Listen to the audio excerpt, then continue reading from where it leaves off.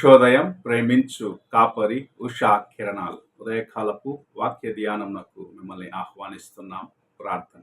మహాపరిశుద్ధుడైన తండ్రి, కృపగల యేసయ్య, నీ కృపగలిగిన పాదములకు వందనాలు, స్తుతులు, స్తోత్రాలు చెల్లించుకుంటున్నాం.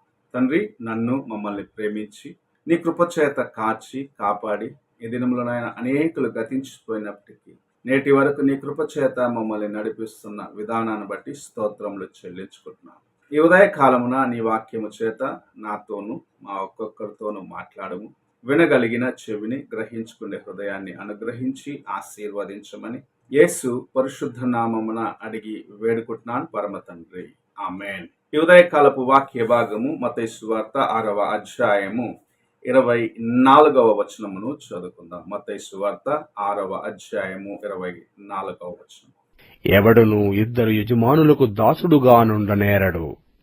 అతడు ఒకని ద్వేషించి ఒకని ప్రేమించును, లేదా ఒకని పక్షముగా నుండి ఒకని తృణీకరించును. మీరు దేవునికిని సిరికిని దాసులుగా నుండనేరరు. మనము చదివిన వాక్య భాగములో ఒక వ్యక్తి ఇద్దరు యజమానులకు దాసుడుగా ఉండనేరడు అన్న కార్యమును ప్రభు చాలా తేటగా చెప్పటం చూడగలము. నిజమే, ఒక వ్యక్తితో మనం పని చేసినప్పుడు పూర్ణ హృదయంతో అతనితో మనము కలిసి ఉండడానికి ప్రయత్నిస్తాం. అదే సమయమున ఇద్దరు వ్యక్తుల కింద పనిచేస్తున్న ఒక పరిస్థితి వస్తే ఒక వ్యక్తి దగ్గర ఉన్న ఆ నమ్మకత్వము మరి ఒక వ్యక్తి దగ్గర లేకపోవచ్చు.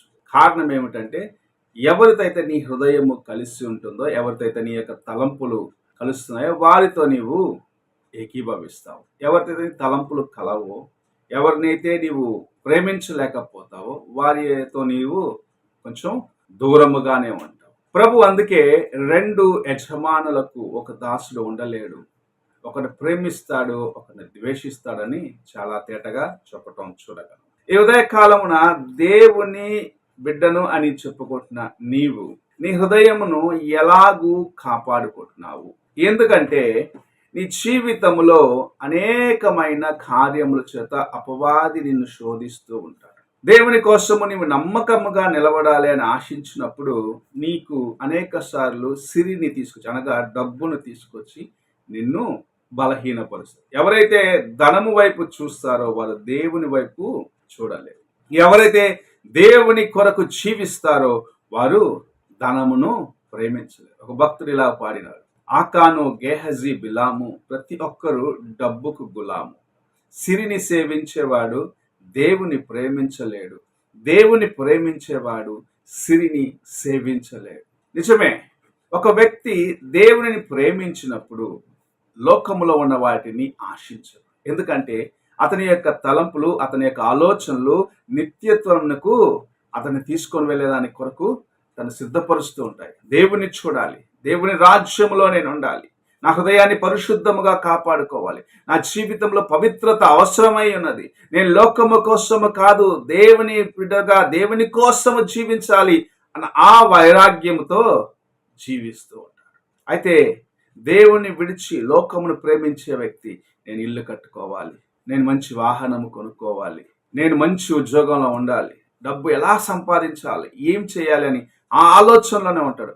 ఈ దినంలో జీవించడానికి సిరి అవసరమే, ధనం అవసరమై ఉన్నది, కాదనట్లేదు. కానీ దేవుని కన్నా ప్రాముఖ్యమైన స్థితికి ధనము రావటం ప్రభు ఎంత మాత్రము అంగీకరించడం లేదు. ధనవంతుడు లాజరు యొక్క జీవితములో ప్రభు ఇది మనకు నేర్పిస్తూ ఉన్నాడు, చాలా తేటగా నేర్పిస్తున్నాడు. ధనవంతుడు, నా ప్రాణమా తినుము, త్రాగుము, సుఖించుము, నీకు కావాల్సినవి నేను కొట్లలో కూర్చి ఉన్నాను అనగా తన యొక్క ఆస్తిని చూసినాడు, తన యొక్క ధనమును చూసినాడు, తన యొక్క బలమును చూసుకున్నాడు. కానీ దేవుని ఎదుట తన యొక్క హృదయము ఎలాగున్నదో చూసుకునలేకపోయినాడు. అదే స్థలములో ఉన్న లాజరు ప్రతిదినము దీన స్థితిలో ఉన్నప్పటికీ, తాను కురుపుల చేత బాధపడుతున్నప్పటికీ తన హృదయము పరలోకమందున్న దేవుని వైపు ఎత్తిన వాడిగా, ఆయన వైపు చూసిన వాడిగా, ఆయన కోసము జీవించే వ్యక్తిగా ఉండటం మనం చూస్తూ ఉన్నాం. ఈ ఉదయకాలమున అలాంటి హృదయమును ప్రభు మన యొద్ద ఆశిస్తూ ఉన్నాడు. ఆయన వైపు చూడాలి, ఆయన కోసము జీవించాలి, ఆయన యందు నిలబడాలి. ఆయనే నాకు సమస్తము అని దేవుని యొక్క కృప కలిగిన పాదముల చెంతకు మనం చేరాలని ప్రభు ఆశిస్తున్నాం. దేవుని ప్రేమించే మనసు కావాలి. లోకంలో ఉన్న వాటి కోసం ఆశించే ఆ మనస్సు నీలో నుండి నాలో నుండి తీసివేయాలన్నదే దేవుని యొక్క ఉద్దేశమై ఉంటుంది. దేవుని ప్రేమించేవాడు లోకమును ప్రేమించడు. శరీరాశలు, నేత్రాశ, జీవపు డంబం అతనిలో ప్రవేశించలేదు. ఎందుకంటే దేవుని యొక్క స్వభావమైన దీనత్వము, ఇతరులను ప్రేమించే మనస్సు అతనిలో నివసిస్తూ ఉంటుంది. తను తాను తగ్గించుకుంటాడు. ఎటువంటి పరిస్థితుల్లో తను తాను తగ్గించుకుంటాడు గనుక ఇతరులను ప్రేమించే మనస్సును కలిగి ఉంటాడు. అదే మన ప్రభు అయిన యేసుక్రీస్తు మనకు నేర్పించిన గొప్ప మూలపాఠముగా ఉన్నది. ఈ ఉదయకాల సమయమున దేవుని యొక్క వాక్యం విన్న ప్రియ సహోదరుడా, సహోదరి, నువ్వు ఏ యజమానునికి దాసుగా ఉన్నావు? నీవిద్దరు యజమానులకు దాసుడిగా నేను ఉంటానంటే ఉండలేవు. దేవుని సన్నిధిలో మంచివాడిగా నేను జీవిస్తాను, లోకంలో కూడా నేను మంచివాడిగా జీవిస్తాను అనుకున్నట్లయితే నీవు దేవుని దృష్టిలో వేషధారిగా మిగిలిపోతావు. ఎందుకంటే దేవుని ప్రేమించే వ్యక్తి లోకమును ప్రేమించలేడు. లోకమును ప్రేమించే వ్యక్తి దేవునిని ప్రేమించలేడని దేవుని యొక్క వాక్యం సెలవిస్తుంది. నువ్వు లోకములో ఉన్న ఏ ఆశ నీలో ఉన్నాను సరే, ఇది నాకు కావాలి అని దేవుని కన్నా దానికి ముఖ్యత్వం ఇస్తున్నావో అక్కడే నీవు దేవుని మరచిన వ్యక్తిగా మారిపోతున్నావు. ఈ ఉదయకాలంలో నీవెలాగున్నావో ఒక్కసారి నీ హృదయాన్ని ప్రశ్నించుకో, ప్రార్థన చేసుకున్నావు.